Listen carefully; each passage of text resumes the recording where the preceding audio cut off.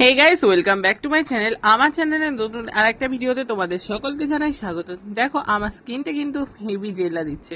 পুজোর আগে এরকম স্কিনে জেল্লা আনতে তোমাদের সাথে আজকে শেয়ার করছি একটা নতুন ট্রিক। এভাবে অনেকেই বাড়িতে হোমমেড ফেস প্যাক বানিয়ে ফেসে ইউজ করতে পারো। সপ্তাহে 2 থেকে 3 দিন ইউজ করলে বেশ একটা ভালো রেজাল্ট পাবে।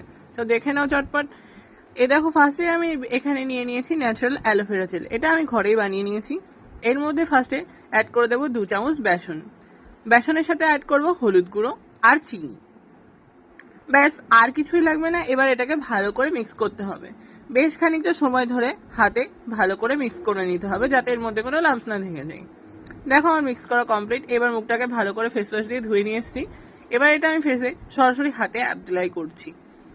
দেখো, এইভাবে হালকা হাতের সাহায্যে 4টে আঙুলের সাহায্যে পুরো মুখে, তোমার মুখের স্কিনে, তারপর ঘাড়ে, আর হচ্ছে তোমার হাতে, সমস্ত শরীরে অ্যাপ্লাই করতে পারো। যেখানে যেখানে তোমাদের সানট্যান পড়েছে সেই সব জায়গাগুলোতে বেশি করে অ্যাপ্লাই করতে পারো।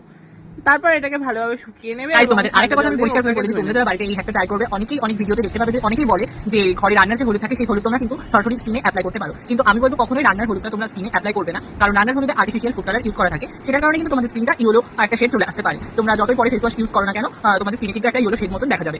তার কারণে তোমরা কেউই রান্নার হলুদটা ইউজ করবে না। আমি যে হলুদটার কথা বললাম সেই হলুদটাই তোমরা ইউজ করতে পারো, অথবা তোমরা চাইলে মুলতানি মিটিও ইউজ করতে পারো।